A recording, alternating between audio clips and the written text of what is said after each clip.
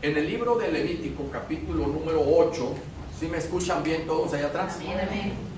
En Levítico, capítulo número 8, dice Dios a Moisés, su siervo. Moisés tenía un hermano llamado Aarón. Aarón tenía 4 hijos.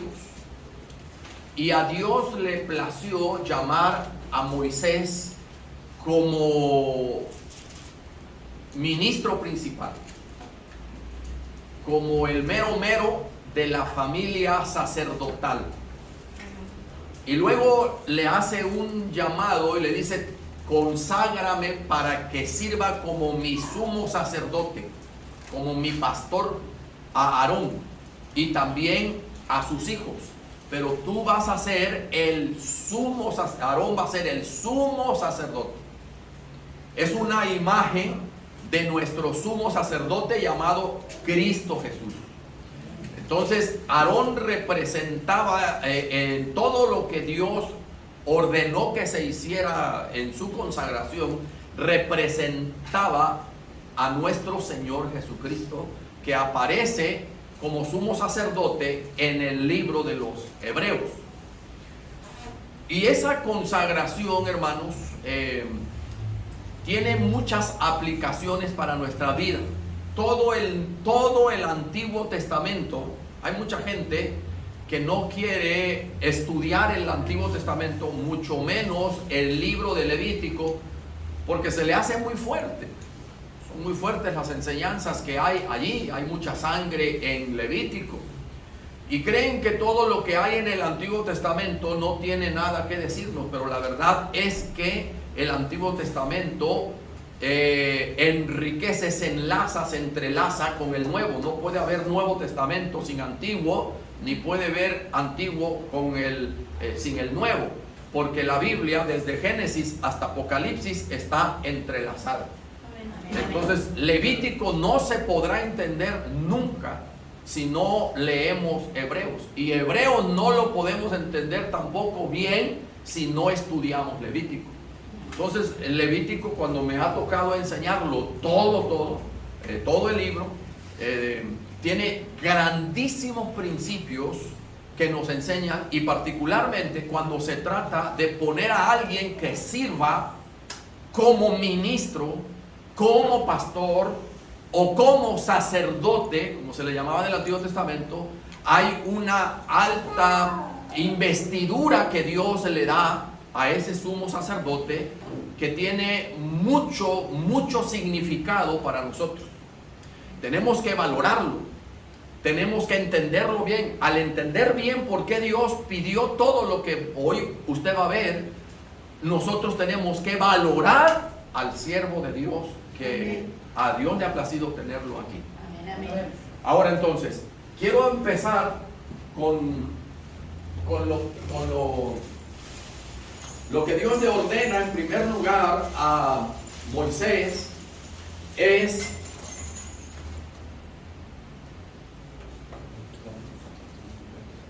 Le dice Dios a Moisés: llama a Aarón, tu hermano, y conságramelo ante la congregación. Lo primero que tenía que hacer Moisés, en la parte de atrás, posterior del tabernáculo, estaba una fuente llamada el lavacro. Nadie podía entrar de la congregación, mucho menos Aarón o sus hijos, si no se hubiese lavado primero. Entonces lo primero que Dios le dice a Moisés es: cuando vayas a consagrarme a Aarón para que me sirva como sumo sacerdote, báñalo en la fuente, allá en la fuente que hay para lavarlo. Báñalo totalmente. Y es lo primero que Moisés hizo con Aarón: bañarlo con agua, y lo limpió. Esa limpieza simboliza lo que hace la sangre de Cristo cuando uno se acerca a Él. La sangre de Jesucristo es la que nos limpia de todo pecado. Nadie podía presentarse, mucho menos ellos, los de la familia levítica, no podían presentarse ante el tabernáculo con pecado. Cualquier persona que viniera al lugar santo y al lugar santísimo ocultando algún pecado, moría. Es de alta responsabilidad estar en la casa de Dios pidiéndole que limpie y que perdone nuestros pecados, porque para eso hemos venido aquí, a que la sangre de Jesucristo nos limpie de toda maldad. No puede subir nadie al altar que no esté lavado con la sangre preciosa de Jesucristo. No puede nadie venir a predicar o a ministrar si hay algún pecado que tenga en su vida. Nadie puede presentarse a Dios, menos a servirle, si hay pecado en su vida, porque Dios dice: sean santos como yo soy santo. Esto no es un juego. Estar en la iglesia no es un juego. Venir a un culto no es un juego. Hay que dejar que la sangre preciosa de Jesucristo nos limpie, porque todos somos pecadores delante de Él. Y todos los días nos ensuciamos, todos los días nos contaminamos, todos los días ofendemos su santidad. Por eso es que hay que lavarse, pero ya no hay que lavarse con agua, hay que lavarse con la sangre preciosa de Jesucristo. En segundo lugar, se ponía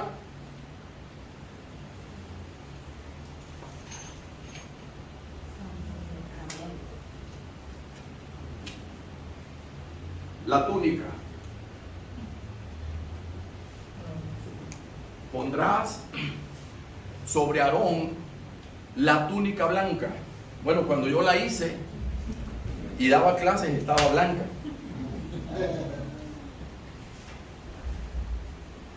Esta túnica con la que se vestía en primer lugar al sacerdote representaba la santidad de Dios con la que un ministro debe de presentarse a predicar o a enseñar. Cualquier persona que quiera un ministerio en la iglesia, lo primero que debe de buscar es una vida en santidad. Amén. Sin santidad nadie verá a Dios. Es pues necesario que la vida del ministro, con mucho más razón, debería o debe de conservarse en santidad. Si alguien en la iglesia debe de procurar una vida santa que agrade a Dios, es el pastor. Es el ministro. Porque los ojos de toda la congregación están puestos en él. Y nosotros como ministros, nosotros como siervos de Dios, estamos como en la mirada de todos. Somos cartas abiertas para todos. Todo el mundo está viendo lo que hacemos. Y depende de cómo esté el pastor, así estará también la congregación.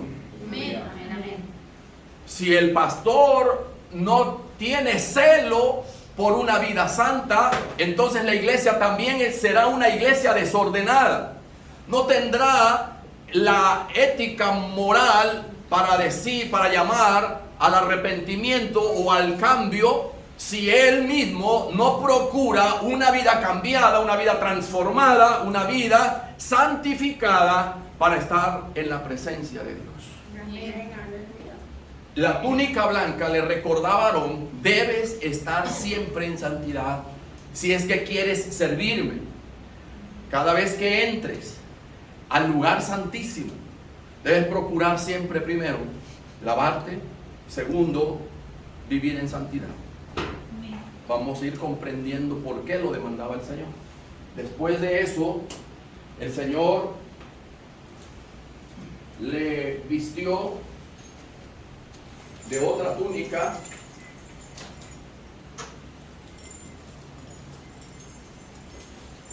y usted escucha el ruido de las campanillas, y usted ve, aunque ya no están completas, porque ahora que lo saqué para enseñar ya no estaban completas, pero llevaban granadas. Esta túnica llevaba, en el sumo sacerdote llevaba las campanillas y llevaba las granadas, y tenía que ser azul. Eso significa que todo lo que el ministro hace en la presencia del Señor está relacionada con el cielo. El azul te relaciona con el cielo.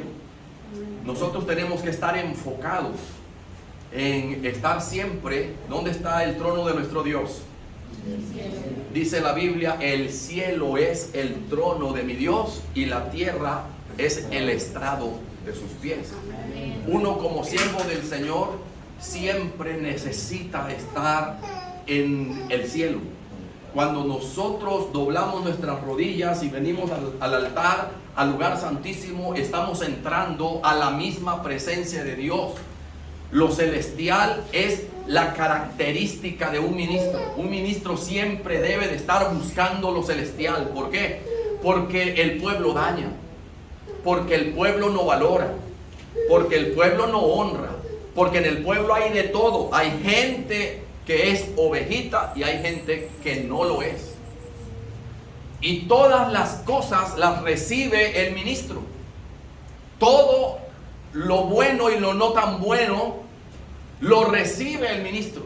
La razón por la que Dios le viste de esta túnica azul es porque la única forma de permanecer firme ante las ofensas, la única forma de permanecer fuerte ante la división, la única forma de permanecer fuerte ante aquellos hermanos que nos dicen, te amo, pastor, pero luego en su conducta no lo muestra. Lo he vivido, yo sé lo que le estoy diciendo.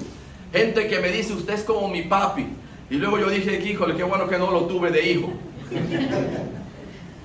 Me besan aquí, me besan allá y me dicen cosas bonitas, pero luego con sus actitudes dicen todo lo contrario, y no sabe cuánto daño le hacen al corazón de un pastor cuando la iglesia, cuando la congregación habla de él, o cuando lo calumnian, o cuando ponen palabras en los labios de él que él nunca dijo, o cuando malinterpretan lo que el pastor quiere decir, o cuando de repente nadie está de acuerdo con lo que se hace en la iglesia, y entonces se retiran y se olvidan y no dicen ni siquiera por qué se van. Invierte uno tiempo, esfuerzo, dinero, enseñanzas y todo para que luego nunca valoren lo que hizo el Señor. Cuando el ministro se lastima en su corazón, el único que cura el corazón del ministro es el Señor. Por eso siempre el ministro debe de estar relacionado con él.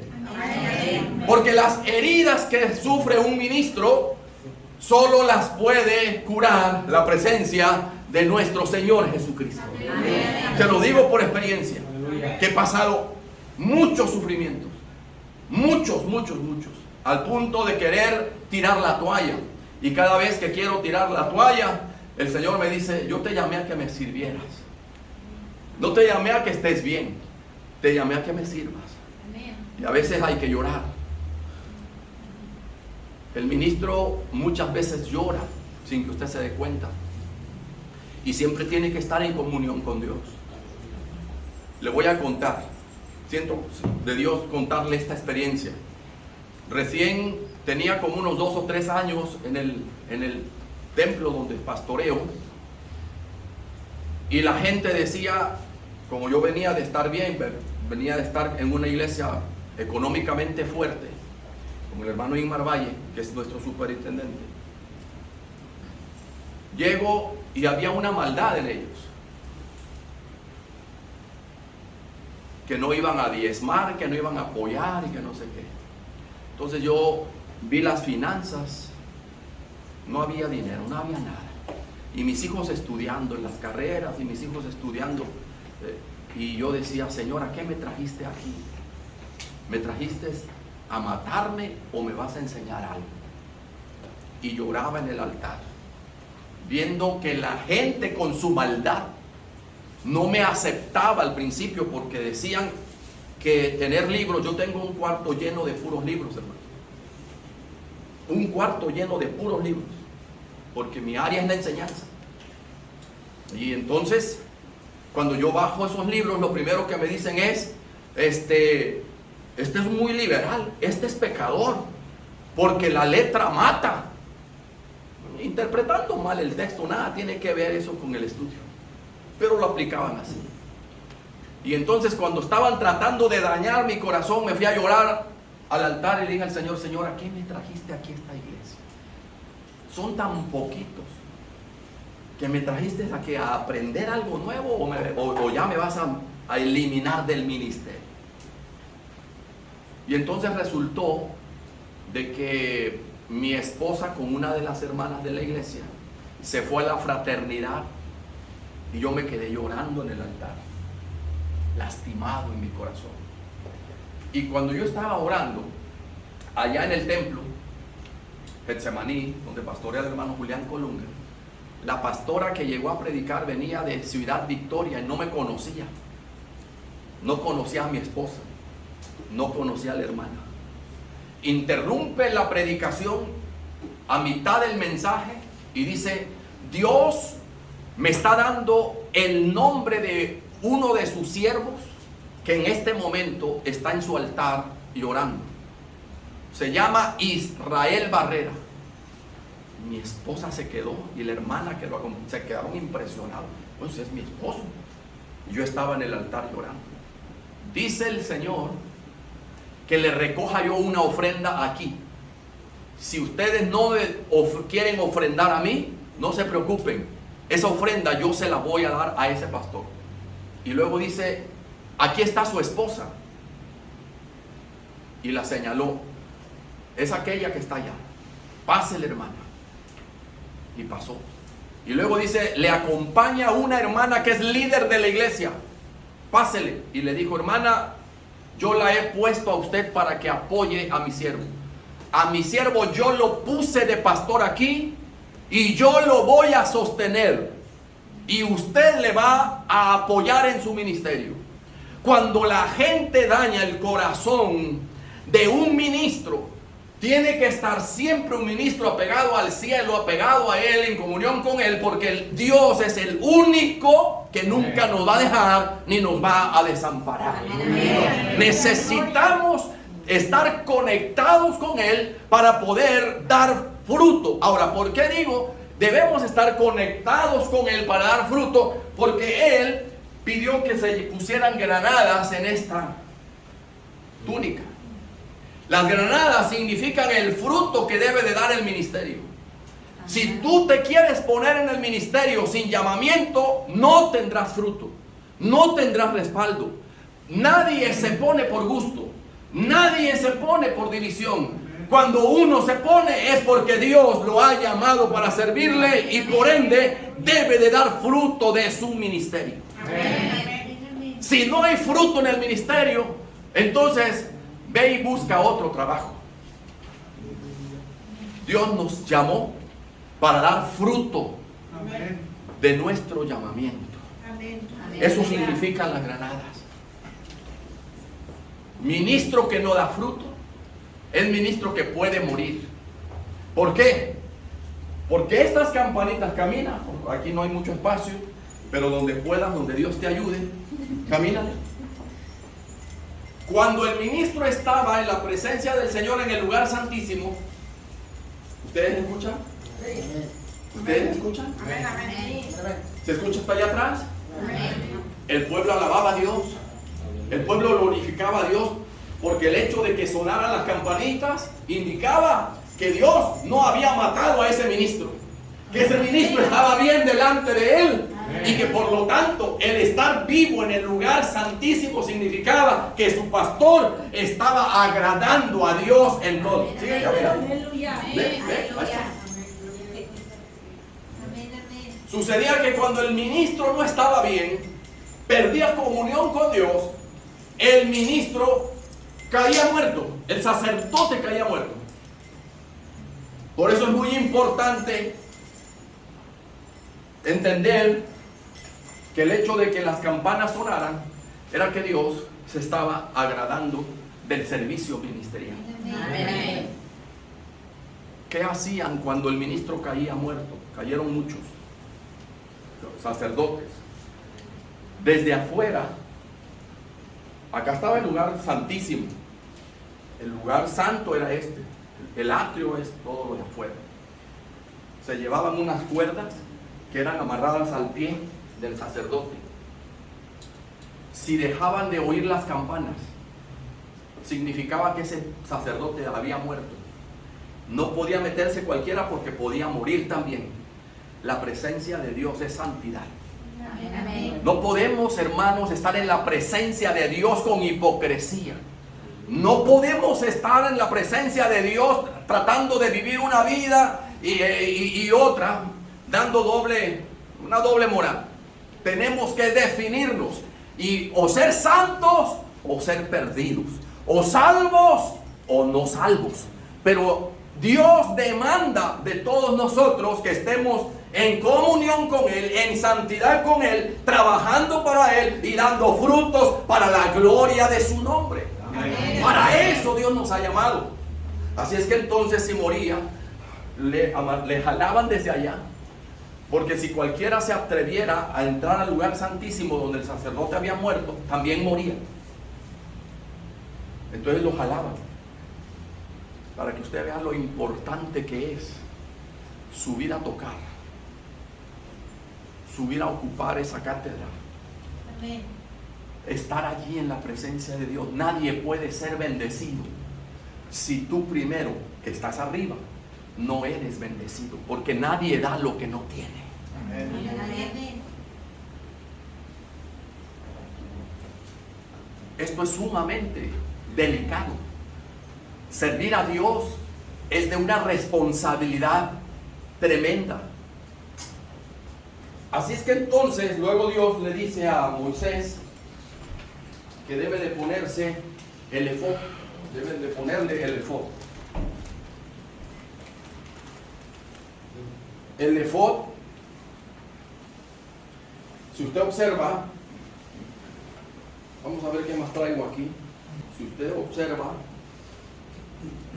el efod tiene unas, le voy a poner estas barbitas,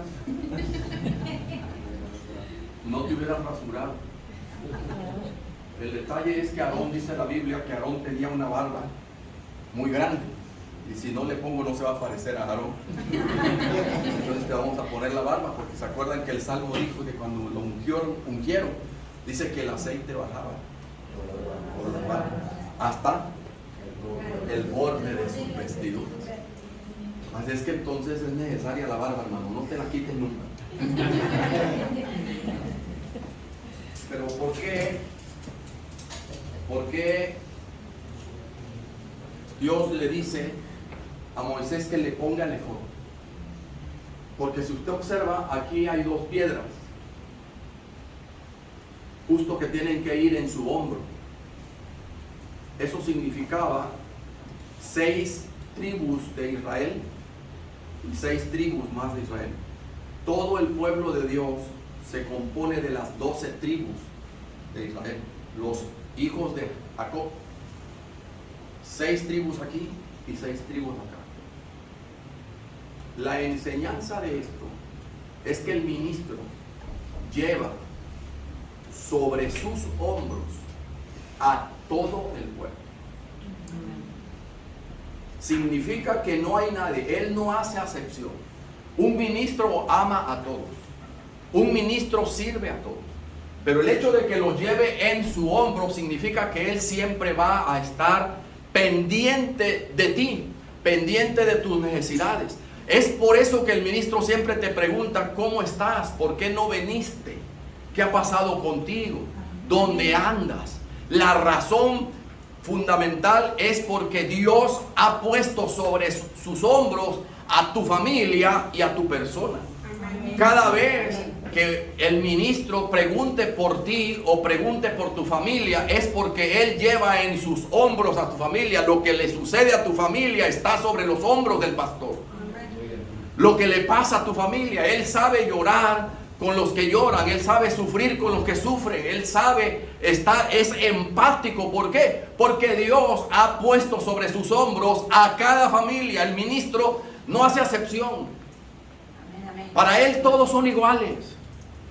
Aunque no recibe lo mismo o la igualdad, no es recíproco el amor, la comprensión, él sí tiene la responsabilidad, a pesar de que lo maltraten, a pesar de que no lo valoren, a pesar de que no lo honren, a pesar de que no le den su lugar.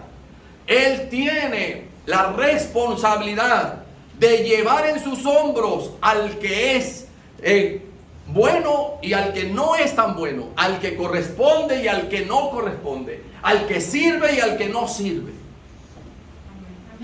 al que es agradecido y al que es mal agradecido. Y usted dice, pero ¿por qué lo tratas igual si él te dice esto y si él te dice aquello? ¿Y sabe quién es lo primero que nos reclaman? La familia. Pero papá, ¿por qué los llevas? ¿Y por qué los traes? ¿Y por qué los aguantas? ¿Y por qué los soportas? ¿Y por qué tantas preguntas? Ahora comprendemos la razón por qué el pastor hace muchas cosas que la iglesia no comprende. ¿Y por qué si él no se porta bien, y si él no da nada en la iglesia, y si él no respalda la obra, y si él solo es un criticón de la obra, ¿por qué el pastor siempre por qué el pastor lleva en sus hombros a todo el pueblo, a toda la iglesia? Amén, amén, amén, amén.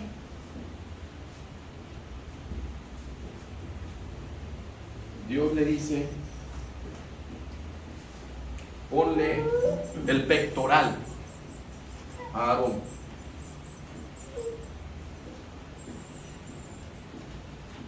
No te voy a picar la lengua.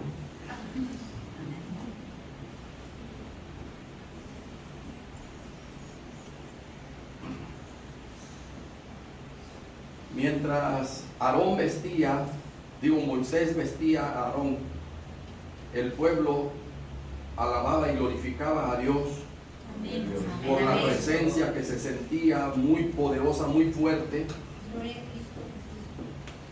viendo que su sumo sacerdote estaba vestido y lo iba vistiendo Dios a través de Moisés. El pueblo se gozaba y sabían de la gran responsabilidad. Miren, aquí otra vez 12 piedras,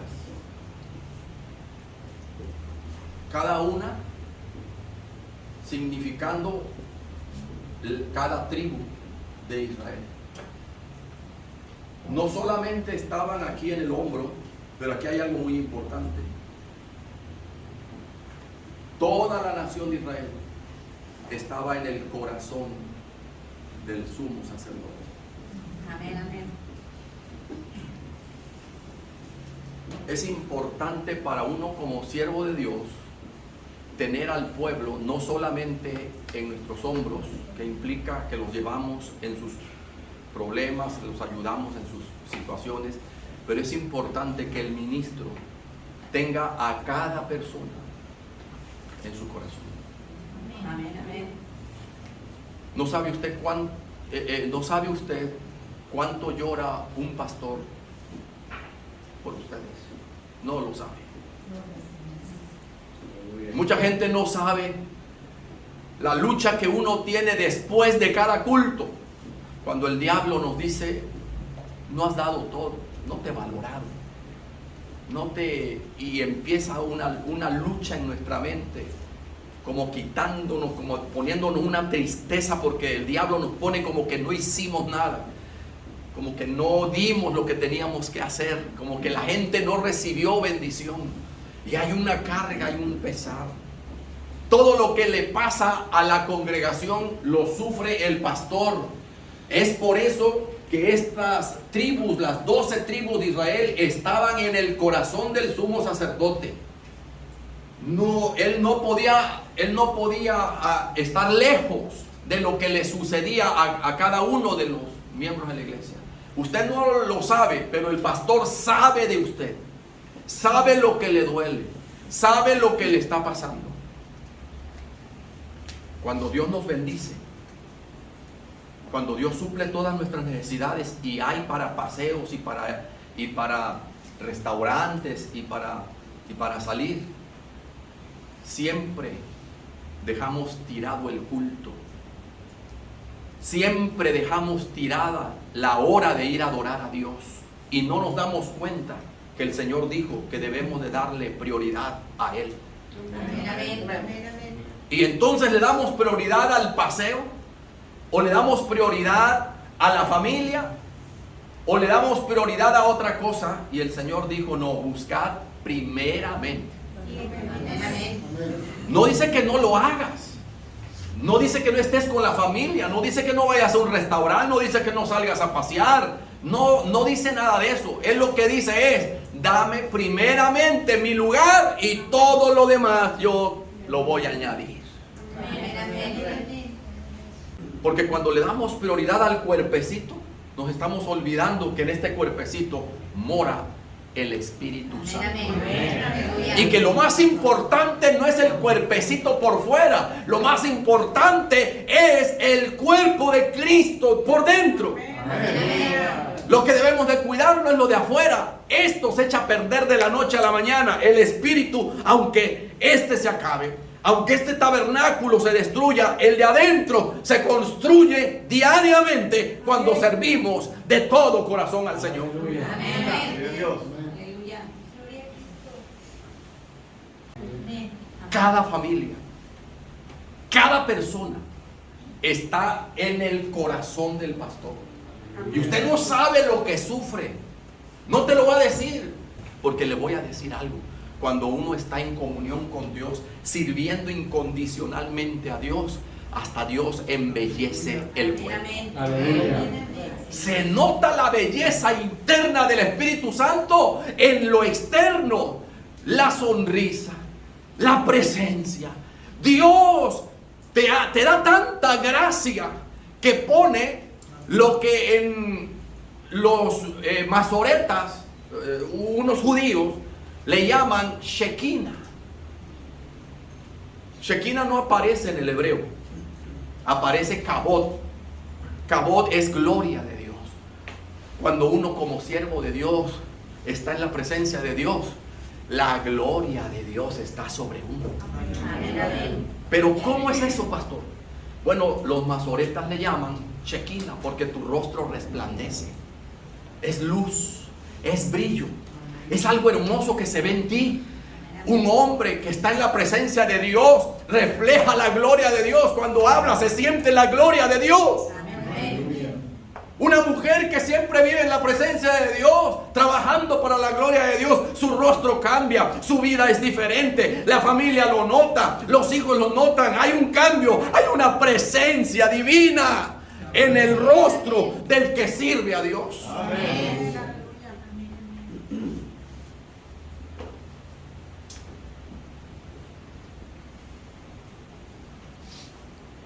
Aarón tenía que llevar siempre el incienso en sus manos, caminando y haciendo. Ajá. Ándale, este sí sabe. El incienso. Porque el incienso, de ahí salía ese humito que subía, símbolo de que cuando el humito subía, era de que esas oraciones que Dios hace por ti, que el ministro hace por ti, que el pastor hace por ti, esas oraciones llegan a la presencia de Dios. El incienso significa cómo subía la oración de un siervo a la presencia de Dios. Nunca olvide eso, que cuando un ministro ora por tu familia o por ti, algo se mueve en el cielo. Amén. Ponle, dijo el cinturón.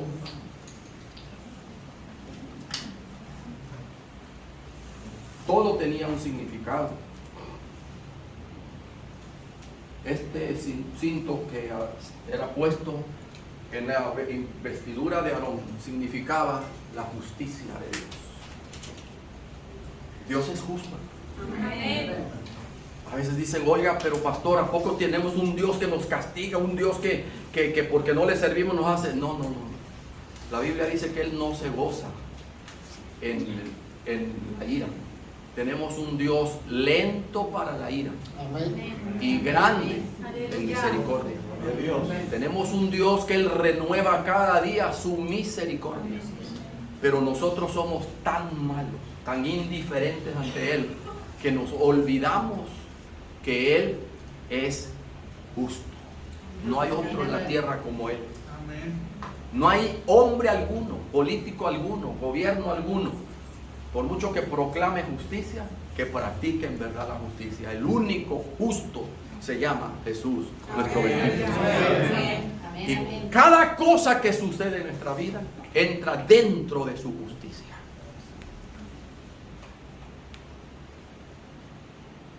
Y a veces nos sucede algo en nuestra vida y nosotros decimos, pero ¿por qué a mí? ¿Por qué yo? Como que nos sentimos que somos lo mejor de la iglesia. No, eso que le pase a aquella que no trabaja o a aquella que no es fiel. Y nosotros todos nos sentimos que, no, a mí que me vaya muy bien porque yo sí soy lo mejorcito de restauración. Ajá. Pero delante de los ojos de Dios, ¿será que de verdad eres lo que tú piensas que eres? Delante de la justicia de Dios, ¿apareces aprobado con lo que haces, con tu comportamiento, con tu conducta, con tu proceder? Tal vez lo que tú hagas no te parezca a ti muy justo, pero para Dios es justo. Tal vez el sufrimiento que tienes, digas tú, no lo merezco, pero Dios lo está permitiendo. En su justicia, Él sabe, porque lo que he aprendido durante más de 40 años enseñando la palabra, es que cuando algo grave nos pasa, es cuando más buscamos el rostro del Señor. Así es que cada vez que te venga un problema o una situación difícil, alaba a Dios, porque es un medio para acercarte siempre a la presencia de Dios. Y Señor, gracias por este problema. No, el ministerio no es fácil. Pondrá sobre él la mitra. Estás muy cabezón. O se me hace que es el pelo. Santidad a Jehová. Tenemos que ser santos. Tenemos que buscar el rostro del Señor en santidad. ¿Sabe qué hermoso es? No es pesado, pero hay que disciplinarse. Este cuerpo nunca va a querer que tú busques el rostro de Dios. Se lo digo por experiencia, hermano. Nunca digas, yo no voy a orar porque no siento. No, es que no vas a sentir. Nadie siente ir a orar. Nadie siente ganas de ir a orar y nadie siente a veces la presencia de Dios. A veces está la ausencia de Dios. Hablas con Dios y parece que Él ha cerrado tu oído, que no te escucha, que no te oye. Dios no nos llamó a sentir, hermanos. No. Hoy se da mucho el apego a la emoción, al emocionalismo. Todo lo que se hace gira en torno se le llama, en griego, se le llama al patos, o sea, a la emoción. Que el hermano se emocione, que el hermano con humo diga, wow, aquí está el fuego, que con luces lo apantalla todo y diga, ahí sí está el avivamiento. Que la hermana brinque y aunque le cachete al que está al lado, no importa, tú brinca y salta. No es así. La emoción es traidora. La emoción hoy la puedes traer muy alta y muchas ganas de orar y muchas ganas de gritar y muchas ganas de evangelizar, pero mañana puede que no tengas ganas ni de voltear a ver al pastor o al hermano. La emoción es así. Oiga, pero el Señor no toca la emoción. Sí, toca la emoción, toca el conocimiento y toca la parte ética del ser humano.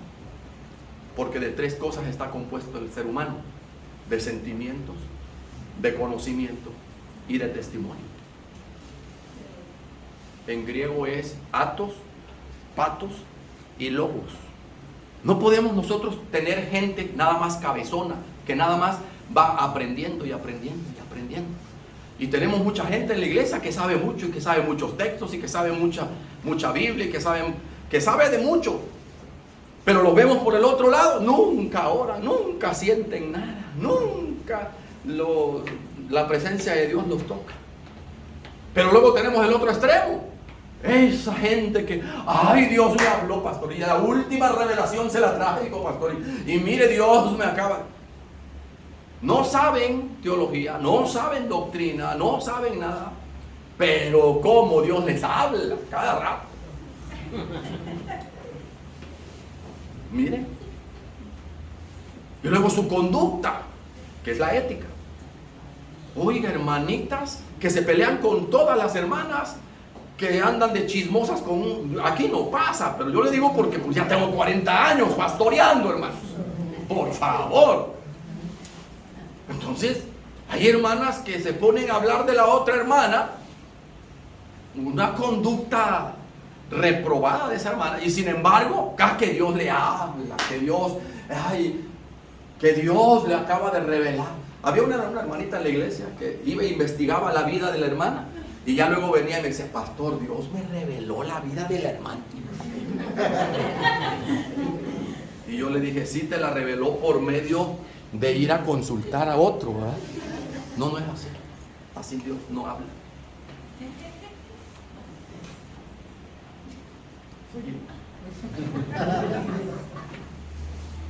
Había, para la consagración total del ministro, del sumo sacerdote, había que matar un carnero. El carnero es el macho de las ovejas. Es muy fuerte, tiene los cuernos que hoy le llaman sofar en los judíos, en el judaísmo. Y ese carnero debería de morir por mano de los levitas que servían en el tabernáculo. Y Moisés recogía la sangre. Esto es bello, esto me gusta, me encanta. Moisés recogía la sangre, la ponía allá en el altar, parte de la sangre, pero parte de la sangre venía y Dios le dijo, úngeme con la sangre del carnero a mi siervo. Y entonces ponía sangre del carnero en el lóbulo de la oreja derecha. Ponía sangre en el lóbulo de la mano derecha y ponía sangre en el lóbulo del pie derecho. Aleluya. A partir de la consagración de Aarón, a partir de ahí, de que ya se le ponía la sangre, desde ese momento Aarón debería de cuidar sus manos. La sangre en la mano, en el pulgar de la mano derecha, significaba que él debería de cuidar todo lo que hacía.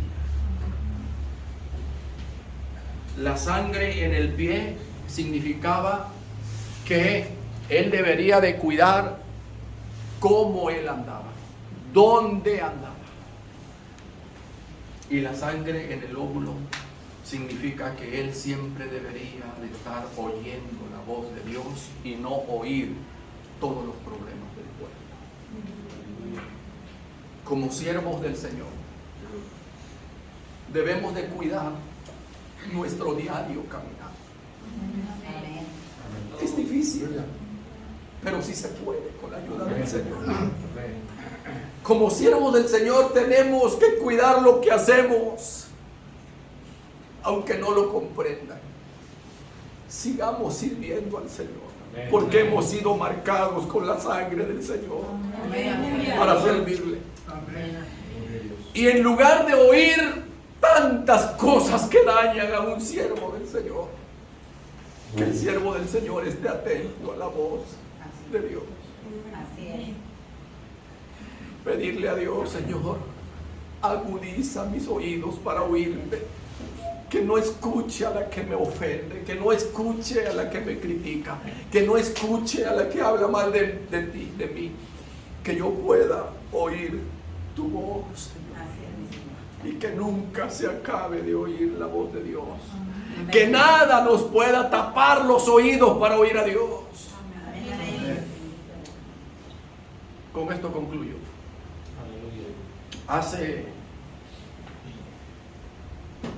¿Por qué traje esto? Esto es un cuerno de vaca. Si yo llego a enseñar esto a judíos, me van a matar, porque esto es pecado para ellos. Por un toro pecó Israel. Fue el pecado horrendo que cometió cuando Moisés estaba hablando con Dios. Ellos estaban haciendo un ídolo y era un toro. Esto es ofensivo, pero no encontré un shofar. Y el que encontré en Estados Unidos era muy caro y no lo pude comprar. Pero lo que se hacía era que, por último, Moisés tenía en el shofar aceite. Una vez que ya estaba vestidito, como ustedes ven a Aarón, entonces faltaba lo último y lo más importante. Lo último y lo más importante. Y era la unción del Espíritu Santo de Dios. Amén. ¿Puede darle un aplauso al Señor?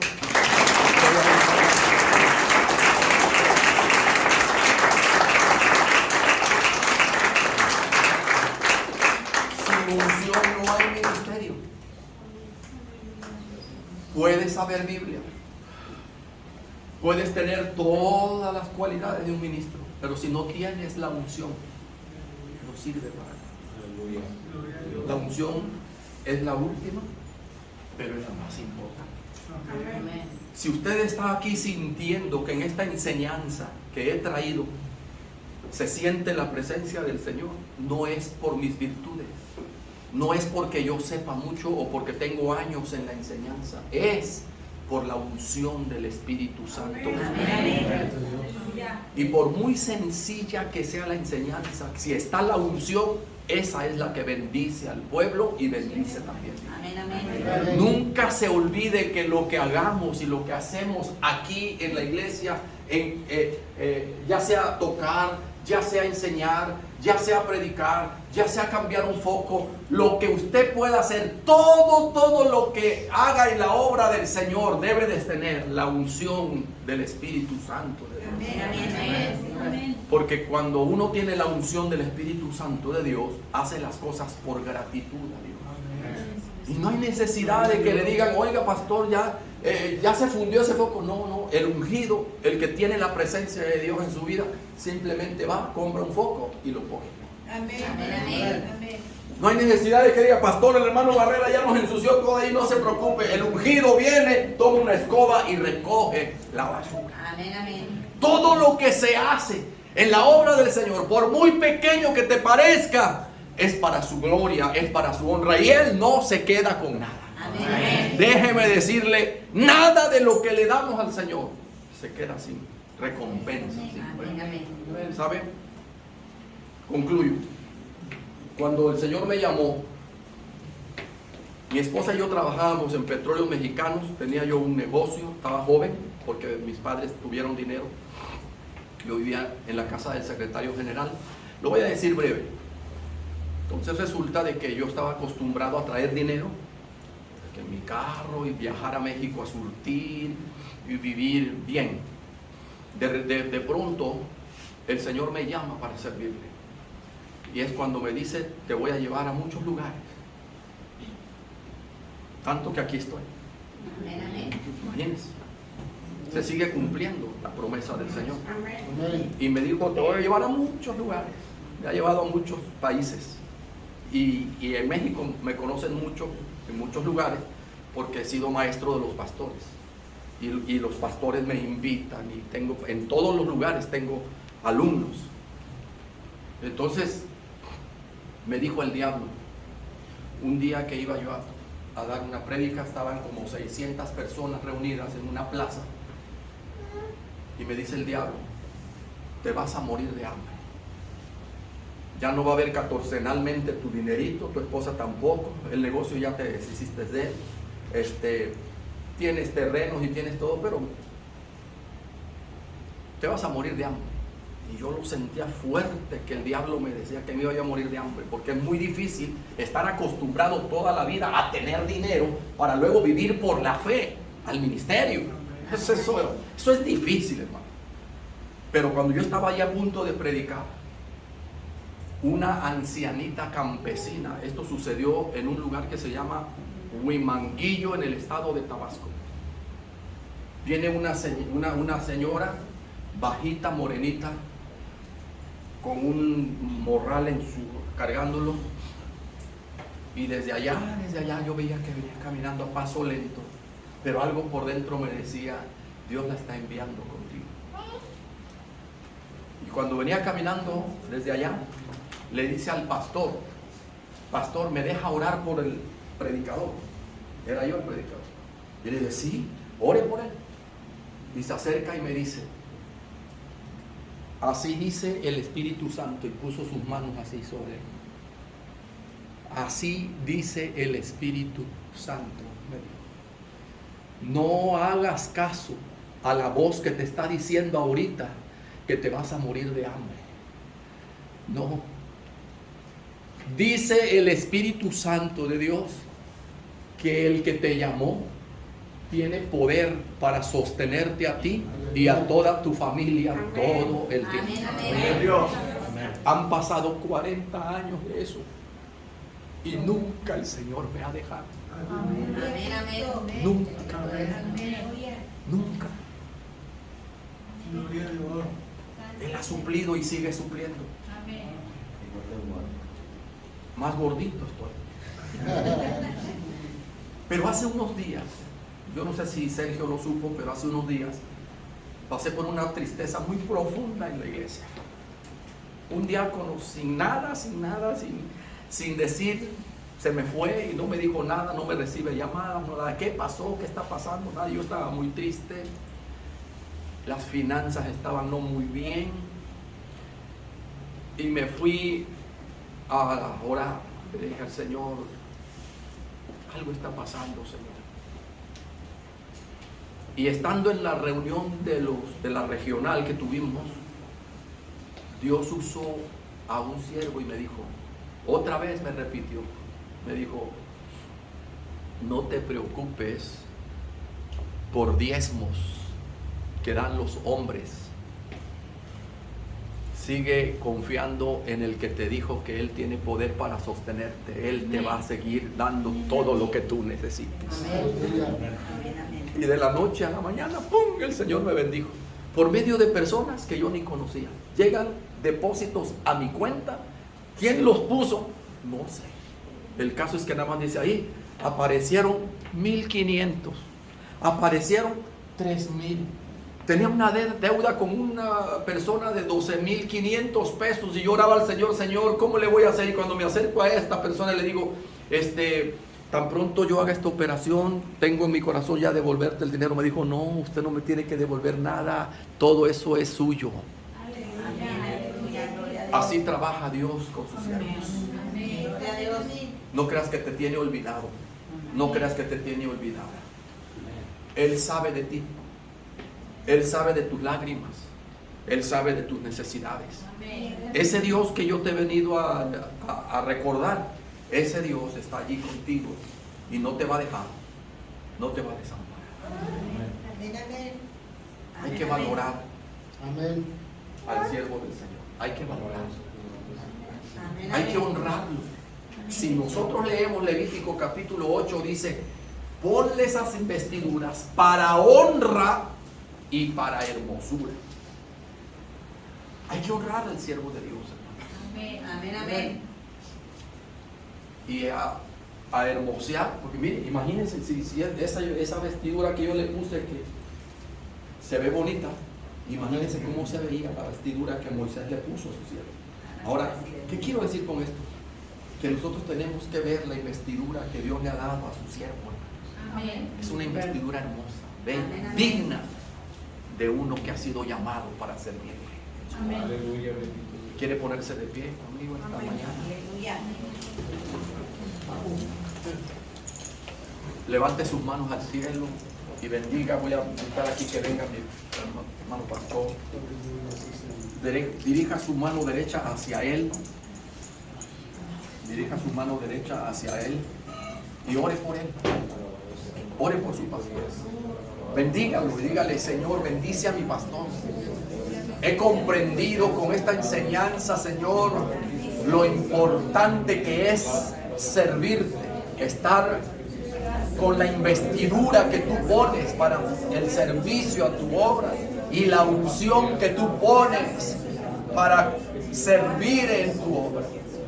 Padre, habla al corazón de tu iglesia este día. Habla al corazón de tus hijos que han venido en este día a escuchar esta enseñanza de la consagración de un siervo tuyo, para que lo valoren así como tú lo has valorado.